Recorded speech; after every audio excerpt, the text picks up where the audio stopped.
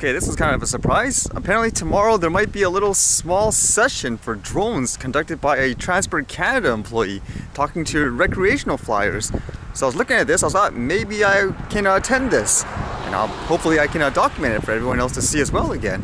That'd be kind of interesting if it's more focused on recreational flyers, so no talk about commercial stuff. It makes me wonder how this is going to go and whether or not it's like, what's the point of having this one and that other one before as well. Okay, guess I have to prepare for it if so. Anybody else attend those ones in Ontario? Be kind of interesting to see how those ones turned out. I did read this one about the drone today. Apparently Dubai is finally testing out the drone taxis for the first time. That's kind of cool. Although this one says people can just use their apps and call the drones to come. It makes me wonder if most people are still afraid to do that. I would imagine just the fact that anything autonomous coming to pick you up would scare anybody, saying, where's the real human driver?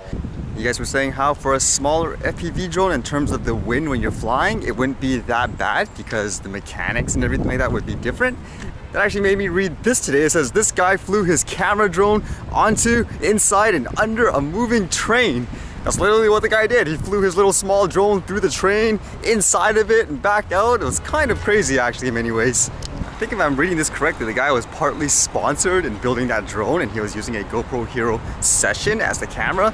But to me, the video quality actually looks okay, like considering the circumstance. My example too, this would be an okay quote backup drone if I could fly something like this that's small as my backup to fly in places where I couldn't fly before.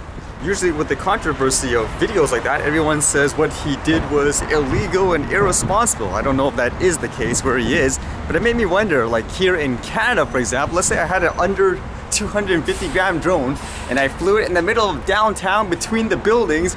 Is that technically legal or would that be technically illegal? That allowed me to read this in Canada where it says city approves 4-wing no drone signs. You might remember this one. The other ones actually just said no fly, no drone, period. But this one here, it says permit required, and it's around the CFB Code Lake area.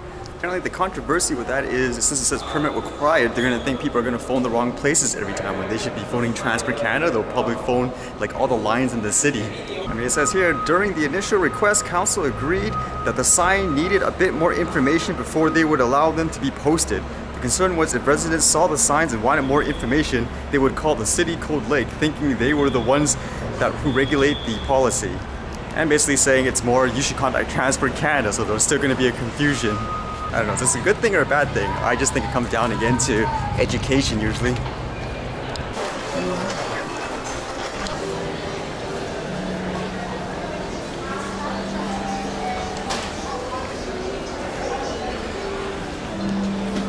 I never understood the hype of this place. What is this?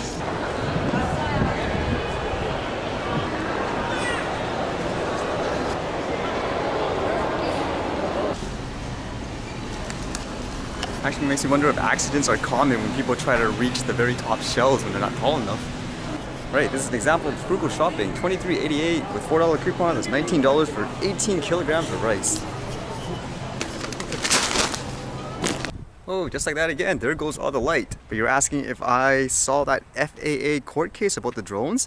I did read about that. I don't have it right in front of me right now, but if I remember, I'll post up the pictures and the text.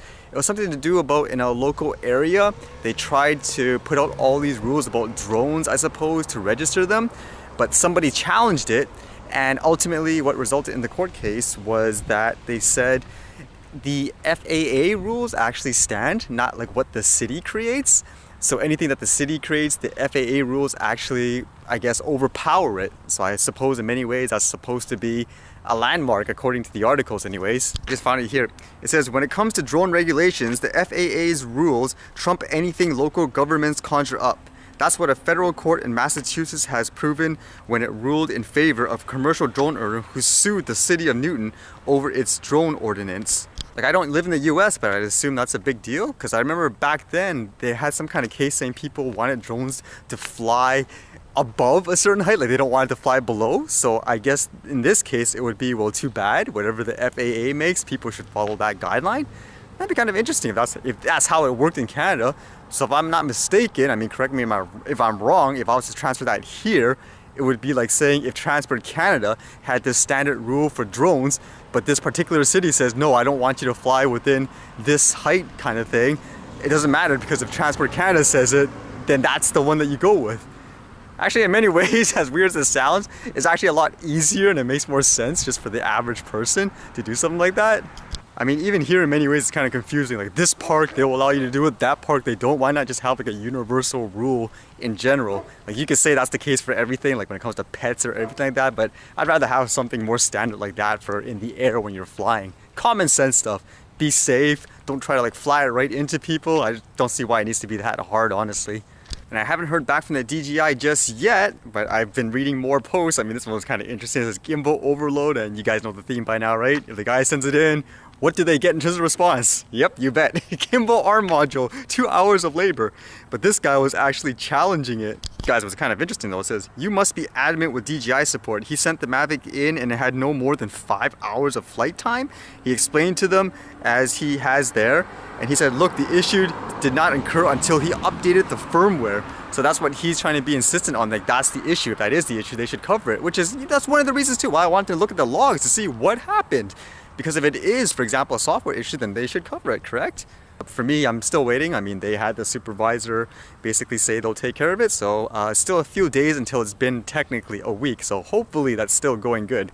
Then I can fly for fun and capture some new footage. Doesn't everybody like that? I'm just surprised how DJI actually is narrow-minded in that way. A person like me, I could be flying it, having fun, and helping to promote the hobby, but they're stopping me from like doing it by having these ridiculous process, which obviously it isn't an isolated case, right? All right, speaking of which, let's see what I can edit.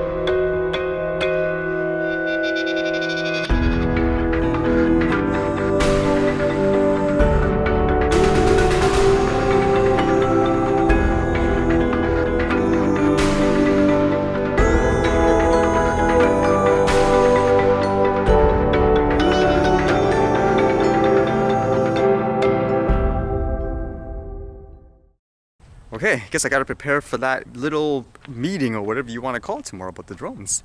Okay, see you guys later.